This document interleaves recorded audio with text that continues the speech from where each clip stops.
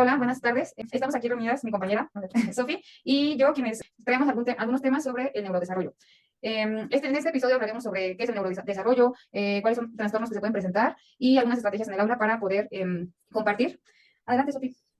Hola, buenas tardes. Bueno, yo soy maestra licenciada en educación especial y pues es lo que trabajo día a día, así de que les voy a compartir mucho de lo que no conozco. Y pues yo trabajo en el área de secundaria, en la materia de formación cívica y ética, y aunque no estoy tan familiarizada con los temas, pues este es un espacio donde vamos a aprender. Gracias. Y bueno, quiero comenzar con una pregunta importante y una pregunta a manera de reflexión. Muchas veces un estudiante es etiquetado como flojo, como desinteresado o como problemático, cuando en realidad ese alumno necesita comprensión y apoyo.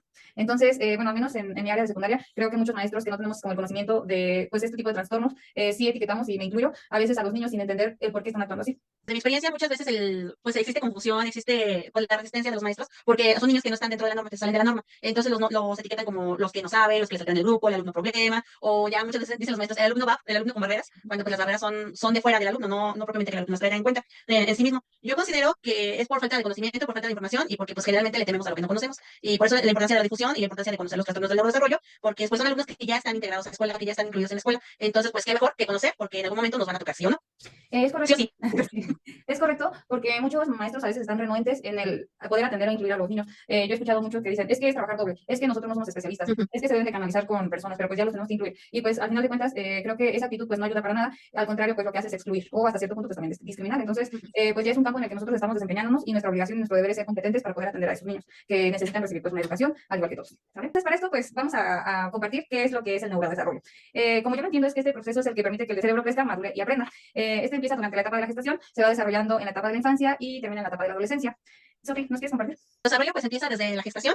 Me acuerdo que había una materia muy bonita que teníamos, precisamente que era el neurodesarrollo, y pues ahí nos comentaban que influye todo, desde el tipo de persona con la que te casaste, el tipo de hábitos que tiene, las enfermedades familiares que tiene, la genética que tiene. O sea, no solamente es, ahí desde el momento de la concepción ya existe una vida y ya desde ahí se determinó, ¿no? Que tenía algún trastorno. También influye todo lo que está alrededor. Entonces también por eso es tan importante que previo al embarazo las personas se informen, se vitaminen, coman bien, hagan ejercicio, eviten toxinas como el cigarro, como el alcohol, como las drogas, porque todas en cierta medida influyen en el desarrollo embrionario y pueden desencadenar algún tipo de condición. También hay que tomar en cuenta que hay otras que son genéticas, que puede que no se den en la familia, pero pues da la casualidad que se juntan mamá y papá y los dos tienen un gen por ahí activo y pues será la condición. O también puede ser que sean heredadas. Por ejemplo, ahorita hay muchos estudios que sugieren que el trastorno del espectro autista es totalmente heredado. Entonces, si un padre o una madre autista que no tiene diagnóstico se reproduce, pues ¿qué va a pasar? Que su hijo lo más seguro es que tenga algún trastorno del espectro autista también. Y muchas veces lo que pasa es que ya nos damos cuenta hasta que el hijo empieza a tener los síntomas, lo llevamos al especialista y pues no, pues es que mi hijo es como yo ahora sí a su edad. Y pues ahí el especialista pues qué sorpresa, tu trastorno.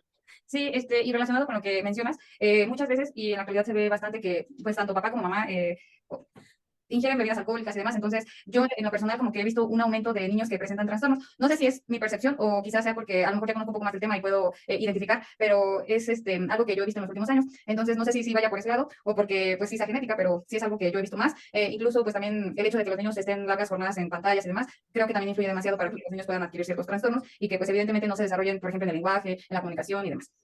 Bien, entonces, pues este proceso, pues el trastorno se va dando cuando se altera o se dificultan lo que es el lenguaje, la comunicación, la conducta, el aprendizaje, la motricidad o la atención. Y relacionándolo con lo que había mencionado, pues el hecho de que un niño sea creado a través de pantallas, pues va a presentar en un futuro pues estos trastornos, ya sea, creo que yo lo he vivido como del habla, principalmente.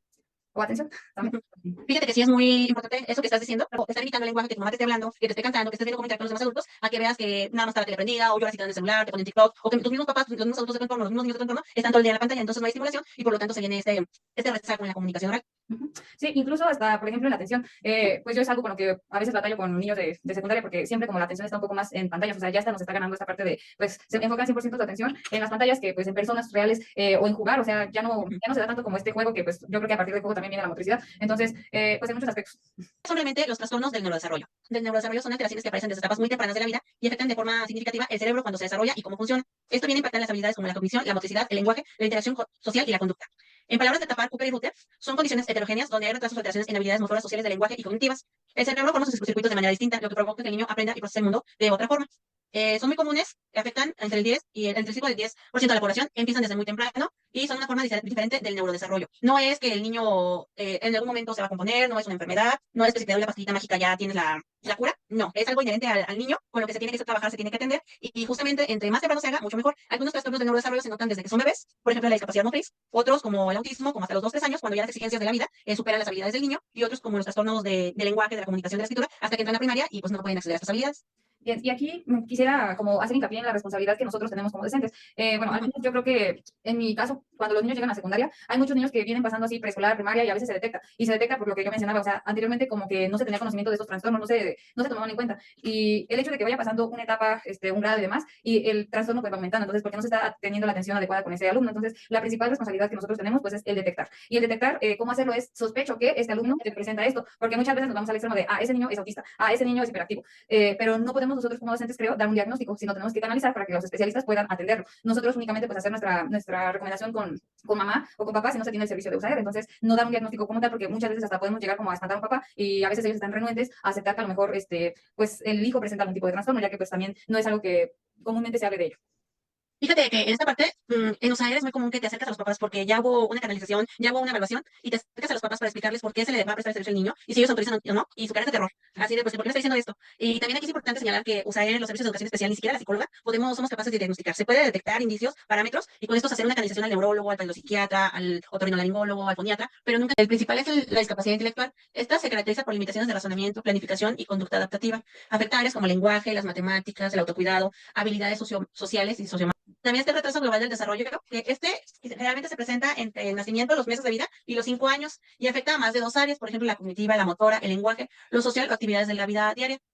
Todavía no puede medirse el CI, así que se valora globalmente. Aquí es muy importante el espectro autista.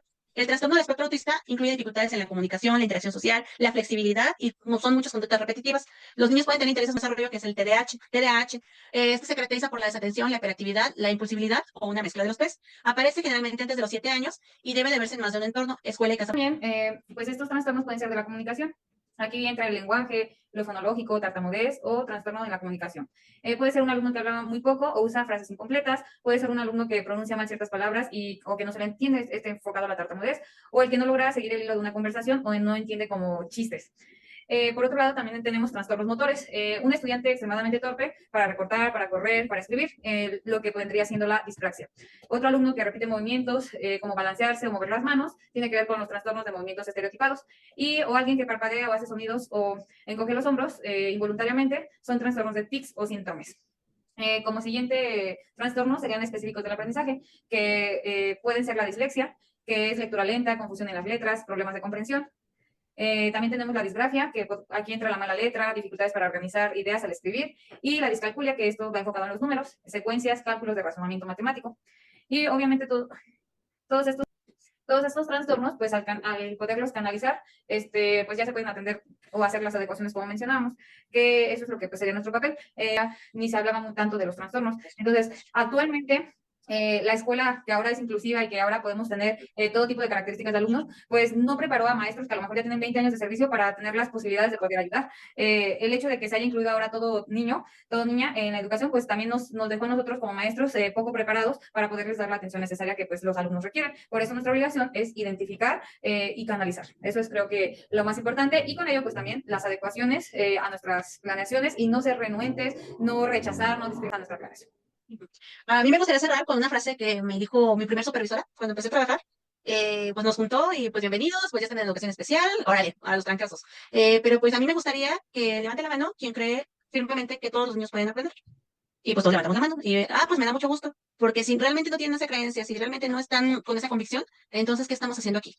Y pues es algo que ha guiado mi camino. Todas las personas podemos aprender en cualquier momento de nuestra vida. Siempre es mejor antes, cuanto antes mucho mejor, pero así sea un muchacho de 17 años y ya está por regresar de bachillerato, así sea un señor de 55 años que en su vida pisó un aula, todos podemos aprender. Y pues bajo esa premisa hay que regirnos, bajo esa premisa hay que informarnos y capacitarnos para pues ofrecer lo mejor que podamos a la educación del país. De México y de Guanajuato. Pues esa creo que es la grandeza de nosotros como docentes y pues también la capacidad que tiene nuestro cerebro, la neuroplasticidad, el aprender a lo largo de la vida.